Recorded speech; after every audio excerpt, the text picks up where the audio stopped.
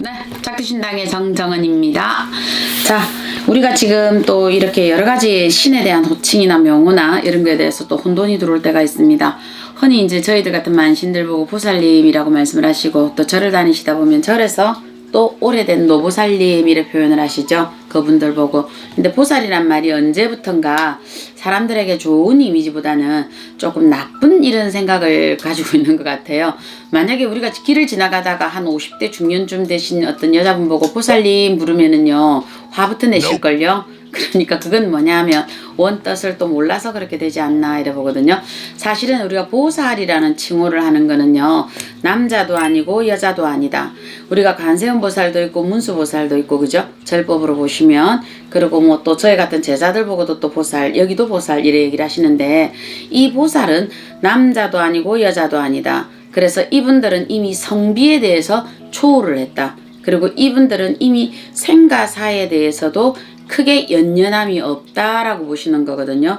우리가 왜 절에는 신중전이 있을 거고요. 저희 이제 제자님들 같은 경우 이 신당에 보면 오방신장님이 계실 거예요. 오방신장님 정중앙에 계시는 분을 동진보살이라고 합니다. 그분도 여자다 이렇게 표현을 하거든요. 그런데 국한되어서 여자라고 또 단정 지을 수는 없습니다. 그래서 그분도 또한 남자도 아니고 여자도 아니다 이래 보는 거거든요. 우리가 부처님을 보고 완벽하게 남자다 완벽하게 여자다 이렇게 이루어질 수는 없다 보거든요. 언젠가 그 책을 한번 봤을 때 저기 그 책 중에 그런 게 나왔었거든요.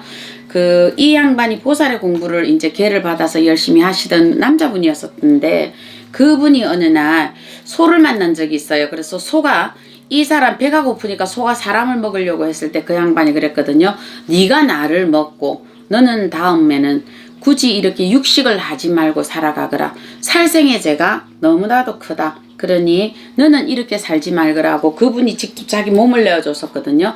그러고 나서 소가 깨쳐서 했던 얘기가 그거래요.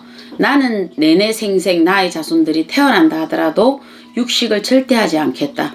그래서 오로지 초식만 하겠다라고 약속한 게 소다 이런 책의 대목이 있었거든요. 그래서 그분이 남자의 성별을 가지고 있으나 그분이 그렇게 깨침으로 인해서 소에게 몸을 내어줌으로 해서 그분은 남성과 여성의 부드러운 겸비가 되어서 보살계로 오르셨다는 책이 있더라고요.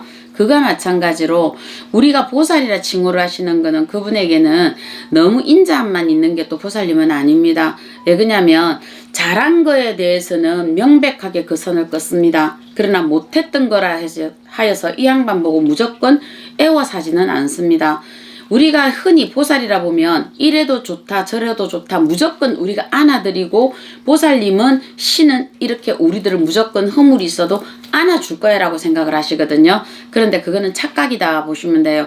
몰라서 하는 잘못을 한 번은 용서를 하시는데 이 잘못이 두 번이 연거푸되실 때는 이거는 습관적이기 때문에 그 대가는 앞에 잘못한 것까지 같이 들어가게 돼 있다. 그래서 이분은 상과 벌이 굉장히 분명하다 이러거든요. 인간 세상도 그렇지 않을까요? 어찌 보면은 우리가 조직을 끌어가는 것도 상과 벌이 분명하지 않으면 이 세상은 조직이 무너지는 것과 똑같이 우리가 모르는 신계도 불법의 계도 이 상과 벌이 굉장히 명백합니다. 그래서 무조건 우리가 보살님을 만나면 저 관세음 보살님께서, 약사여래불께서, 문수보살님께서 나의 모든 죄를 용서하시고 나를 무조건 품에 안아주실 것이다. 그거는 천만에만만해로 생각을 하셔야 됩니다. 내가 한 번은 몰라서 갈 수 있어. 그러나 두 번만큼은 거기에 대한 합당한 죄를 받으셔야 된다. 그분들도 공부를 하시는 과정에서 내 몸을 내어줄 정도로 공부를 하셨거든요. 그 정도로 하셨기 때문에 그분들도 굉장히 혹독한 공부를 하셔서 한 단계씩 올라가시는 거거든요. 우리가 초등학교, 중학교, 고등학교 올라가듯이 이 공부도 똑같이 단계를 밟아 올라가는 공부이기 때문에 저는 저분들이 굉장히 유하다, 정말 우리가 보살님이다 이래 보시면 안 돼요.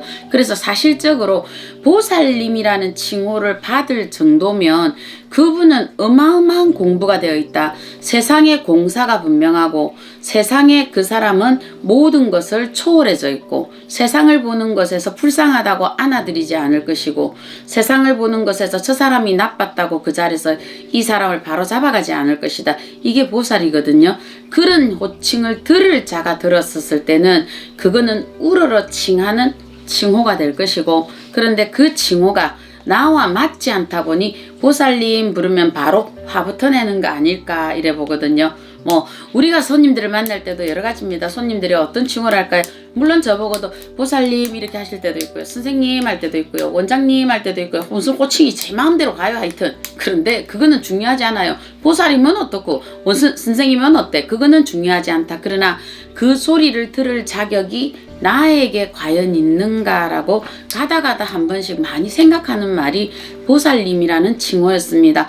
언젠가 정말 저도 역시 그 공부가 합당하게 다 되어서 저에게 누군가 그 보살님이라는 그 말이 이제 이 말을 들어도 나의 어깨가 나의 귀가 무겁지 않다 이럴 때는 저도 기쁜 마음으로 듣지 않을까 싶습니다. 그래서 그 말을 들으시는 우리 노인 기주님들, 또 기주님 부르기보다 노인 보살님들 이래 보잖아요. 연세가 많으신 분들이 상담을 들어오면 올해 보살님 연세는 어떻게 되셨어요? 이러고 물어보잖아요. 그래서 그거는 그분에게 우리 신법에서 최고점으로 존칭을 해줄 수 있는 말이 그 말이었습니다. 그래서 보살이란 그 말을 곡해하거나 여러분들이 그냥 우리 제자님들이 그냥 이거 진짜 뭐 이 집신 부르듯이 뭐 박보살, 이보살, 뭐 정보살, 김보살 이런 식으로 휙휙 불러야 될 그 명칭은 아닌 것이 보살님이다 라고 저는 알고 있습니다. 네, 작두신당의 정정은이었습니다.